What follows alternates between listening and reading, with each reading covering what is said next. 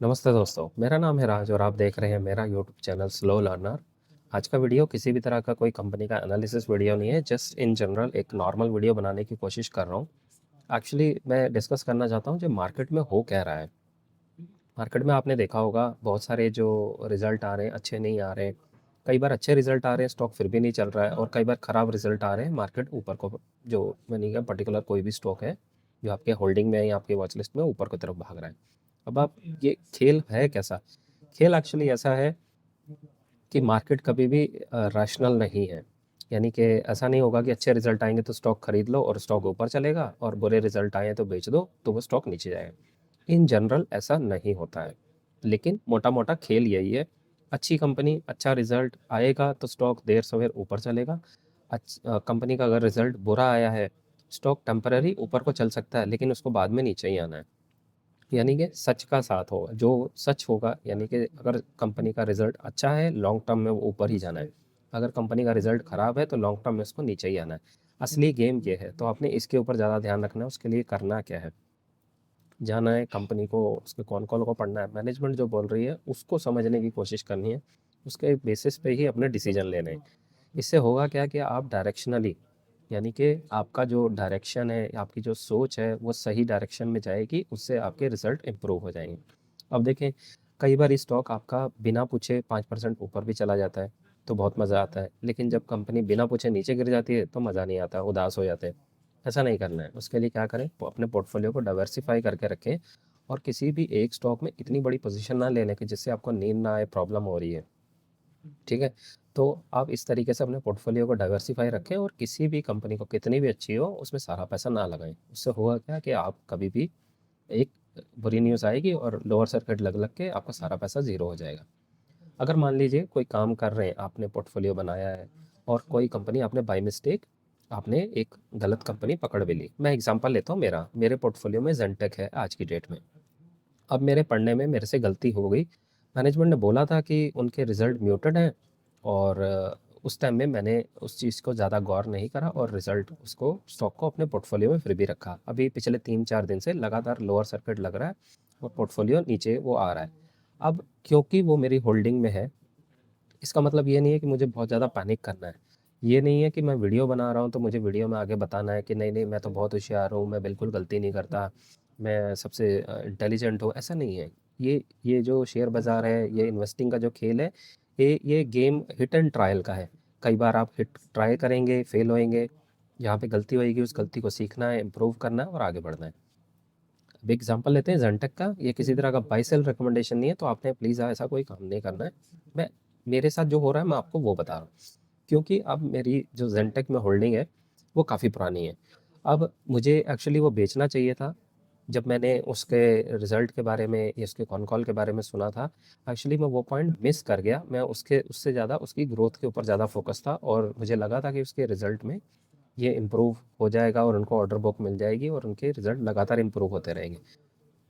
क्योंकि स्टॉक बहुत अच्छा चल रहा था, तो उस वजह से मेरी जो जजमेंट थी उसको वो क्लाउडेड कर दिया। बिकॉज ऑफ, इंग्लिश में कहना थोड़ा ज़्यादा आसान होगा इस पॉइंट को, कि because of the performance of the stock, it clouded my judgement.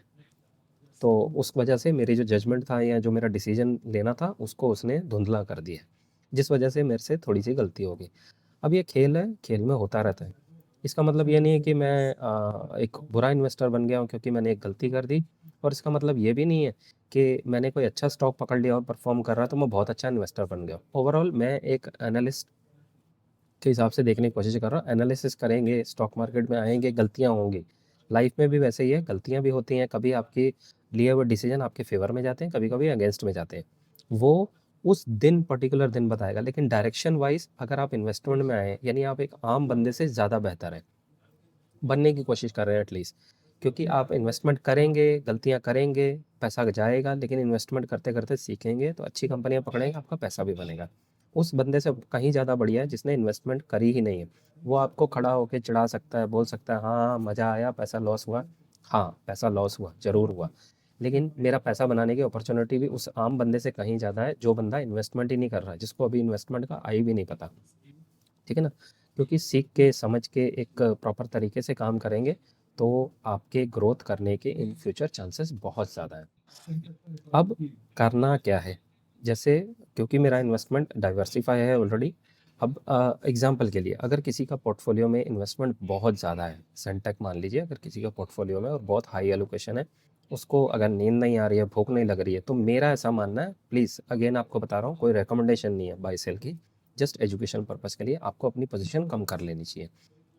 क्योंकि मैनेजमेंट ने बताया कि अगले 1 साल में उनके रिज़ल्ट म्यूटेड रहने वाले हैं, उसको अपनी वॉच लिस्ट में रखिए और जैसे ही मैनेजमेंट बोल देगी कि ऑर्डर कन्फर्म हो गया, तो आप आइए और दोबारा से उसमें इन्वेस्टमेंट बढ़ा लीजिए। किसी ने मना थोड़ा करा है कि इसमें एक बार निकल गए तो दोबारा नहीं आना, दोबारा निकल गए तो इसमें मतलब आप एग्ज़िट कर दिया तो एंट्री नहीं कर सकते, एंट्री कर ली तो एग्ज़िट नहीं कर सकते, नहीं।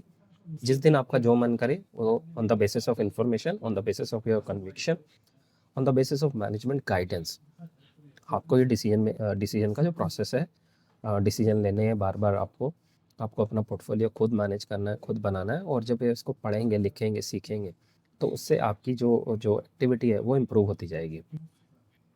अब मैनेजमेंट के भरोसे नहीं बैठे रहना है कि मैनेजमेंट जब तक बोलेगा हाँ, रिज़ल्ट आएगा। मैनेजमेंट ने खुद बोला भाई अगले साल नहीं आ रहे, तो जब मैनेजमेंट बोलेगा कि हाँ, अब हमारे पास ऑर्डर बुक आ गई है, हमें क्लैरिटी दिख रही है, तब हम अपना पोज़ीशन बढ़ा लेंगे उसमें। तो इस तरीके से आपको मैनेज करना और कोशिश कीजिए अगर आप नए इन्वेस्टर हैं 15-20 कंपनी कम से कम रखिए, हाई ग्रोथ कंपनी रखिए, हाई क्वालिटी और मैनेजमेंट की जो गाइडेंस है उसको सबसे ज़्यादा फोकस करिए। कॉन कॉल पढ़िए, कंपनी का रिजल्ट को फॉलो कीजिए, अपनी वॉच लिस्ट में रखिए। जो कंपनी कोई यूट्यूब पे कोई भी आके बताता है उसको एकदम बावले होकर अंधाधुंध भाग के जाके खरीद नहीं लेना। कोई कंपनी अगर बता रहा है, किसी ने यूट्यूब पे आके बताई है, तो वो उसकी कंपनी नहीं हो जाती है। एग्जाम्पल अगर मैं जेनटेक की बात कर रहा हूँ तो जेनटेक मेरी कंपनी नहीं है। और अगर कोई और बड़ा यूट्यूबर भी आके बताता है कि उसने एक कंपनी ढूंढी है तो उसकी नहीं हो जाती। इनफैक्ट वो अगर हाँ, जैसे मैं यूट्यूब पे हूँ या मेरा ऐसा मानना है, अगर किसी को कोई अच्छी कंपनी मिलती है तो वो लाके और ज़्यादा प्रमोट करेगा। हालांकि वो बाय सेल रिकमेंडेशन नहीं है, क्योंकि अगर उसमें उसकी होल्डिंग है और वो अच्छी कंपनी है, ज़्यादा लोगों को पता लगेगा तो ज़्यादा लोग खरीदेंगे, उससे बाइंग प्रेशर आएगा और उसका स्टॉक भी परफॉर्म करेगा, उसको अल्टीमेट इवेंचुअली उसको ज़्यादा फायदा होता है कंपनी को पुश करने का। तो आप इसको इस तरीके से देखें और घबराएं नहीं। किसी ने अगर बोल दिया कि कंपनी अच्छी है तो अच्छी हो जाएगी, बुरी है तो बुरी हो जाएगी, नहीं। कंपनी अच्छी और बुरी उसके परफॉर्मेंस के हिसाब से होगी, तो आपने उसके ऊपर यकीन करना है, उसके प्रमोटर जो गाइडेंस दे रहे हैं उसके ऊपर अपना एक्शन लेना है, प्लस जो उसके नंबर्स आ रहे हैं उसके ऊपर फोकस करना है। यूट्यूब पे मेरे जैसे बहुत सारे यूट्यूबर और भी आएंगे, कहानियाँ करेंगे, वो हमारा काम है। अब अब आप कहेंगे कि एक पर्टिकुलर बंदे ने एक इन्फॉर्मेशन में इतना सा कहा था, नहीं, वो थोड़ा सा उन्होंने बताया, आपको उस इन्फॉर्मेशन को अपने लिए यूज़ करना है, क्योंकि उसने तो अपनी रिसर्च करी, उसने आपको जो उसको लगता है उसने बताया। अब उसको ये नहीं पता ना आपके पोर्टफोलियो में वो होल्डिंग कितनी है, कितनी पुरानी है, वो होल्डिंग आपकी 50% है, 1% है, 100% है या नहीं है, या वॉच लिस्ट में, उसको थोड़ा पता है। उसने एक ओवरऑल जनरल व्यू दे दिया आपको। अब आपने उस व्यू को अपने बेनिफिट के लिए यूज़ करना है। ठीक है, समझ आ रहा है मेरी बात जो मैं कहने की कोशिश कर रहा हूँ? तो इस तरीके से आप समझिए और कोई भी डिसीजन लेते हैं, किसी स्टॉक में अगर फ़ायदा होता है, नुकसान होता है, वो आपकी ज़िम्मेवारी है, वो आपका डिसीजन है। किसी भी बंदे की आप वीडियो देख के खरीद लेते हैं, वो टोटली आपकी गलती है, ठीक है? तो आप लोगों को ब्लेम मत कीजिए, अपने आप को ब्लेम कीजिए सबसे पहले और उसके बाद खुद सीख के करिए। जैसे जिस दिन आप ये सोच लेंगे नहीं, जो मैंने करा है मैंने गलती करी है और मैं खुद से इम्प्रूव करूँगा और अगर मेरा स्टॉक चलता है तो ये मेरी कन्विक्शन है, मेरा हार्ड वर्क है। जब आप अपनी रिस्पॉन्सिबिलिटी लेंगे उससे होगा क्या, आप इन फ्यूचर के लिए तैयार हो जाएंगे, आप बेटर वर्जन बन जाएंगे अपने ही, और उससे आपकी परफॉर्मेंस स्टॉक मार्केट में बेहतर होती चली जाएगी। तो प्लीज़ आप पढ़िए, लिखिए, मेहनत कीजिए, इससे आपके ना स्टॉक मार्केट में, नॉट ओनली स्टॉक मार्केट, आपकी जो रियल जो इन जनरल जो आपकी लाइफ है वहाँ पे भी इम्प्रूवमेंट आएगी। उसके लिए आप अच्छा खाना खाइए, एक्सरसाइज कीजिए, भगवान का नाम लीजिए, ठीक है, और योगा कीजिए, अच्छा हेल्दी फूड कीजिए, अच्छा हेल्दी फूड खाइए, टाइम पे सोइए, टाइम से उठिए। उससे आप देखेंगे जैसे ही आपकी जो इन जनरल जो लाइफ है, अगर वहाँ पे डिसिप्लिन आ जाएगा तो उसका असर आपकी स्टॉक मार्केट की इन्वेस्टमेंट की परफॉर्मेंस पे भी आ जाएगा। अगर आप सिर्फ वीडियो में या अपने आप से सुबह उठ के बोल रहे हो, वादा कर रहे हैं आज मैं अच्छा काम करूँगा, और शाम को जाके फिर आप उल्टा पुल्टा खाना खा ले रहे हैं, फास्ट फूड, कचरा, स्वीट्स, ऐसा कुछ खा ले रहे हैं, स्टॉक मार्केट में भी आपका ऐसा ही परफॉर्मेंस आएगा। आप सोचेंगे मैं अच्छी कंपनी लूँगा, लेकिन लेंगे नहीं, आप लेंगे कचरा ही जाके। समझ आ रहा है? तो आपका दिल और दिमाग में कनेक्शन एक ही होना चाहिए, एक ही वर्ड होना चाहिए, एक ही ज़बान होनी चाहिए। जैसे कि अगर आप अच्छी बॉडी रखना चाहते हैं हेल्दी, तो उसके लिए हेल्दी खाना खाना पड़ेगा। अगर आपको हेल्दी पोर्टफोलियो बनाना है तो उसके लिए आपको हेल्दी कंपनीज रखनी पड़ेंगी, हाई ग्रोथ वाली। एग्जांपल के लिए, जैसे आप स्वीट्स, फ्राइड, ये जो चीज़ें होती हैं ये आपकी हेल्थ के लिए अच्छी नहीं होती। वैसे ही पोर्टफोलियो में आपकी जो लो ग्रोथ कंपनी है या डी ग्रोथ हो रहा है जिनमें कंपनी में प्रॉफिट नहीं हो रहा, सिर्फ भरोसे पे चल रही हैं, वो कंपनी आपके पोर्टफोलियो के लिए अच्छी नहीं होती। आई होप मैं अपना पॉइंट आपके साथ क्लियर कर पा रहा हूँ। तो ये मेरा एक छोटा सा मैसेज था आपके लिए। प्लीज़ आप इस वीडियो में जो नाम लिया है ज़ेनटेक, मेरी होल्डिंग में है। मैं किसी तरह का बाय सेल रिकमेंडेशन नहीं कर रहा हूँ, मैं जस्ट अपना एक व्यू आपको बता रहा हूँ और आपको कैसे करना चाहिए। आई होप मेरे इस वीडियो से आपको मदद मिली होगी। आपसे रिक्वेस्ट है, प्लीज़ जाइए इस वीडियो को लाइक शेयर सब्सक्राइब कर दीजिए, क्योंकि आपका ऐसा करने से मुझे बहुत मोटिवेशन मिलता है और उस मोटिवेशन की हेल्प से आपके लिए और वीडियो बनाकर लाता रहूँगा। मिलते हैं अगली वीडियो में, तब तक के लिए सीखते रहिए, खुश रहिए, इन्वेस्ट करते रहिए। Thank you.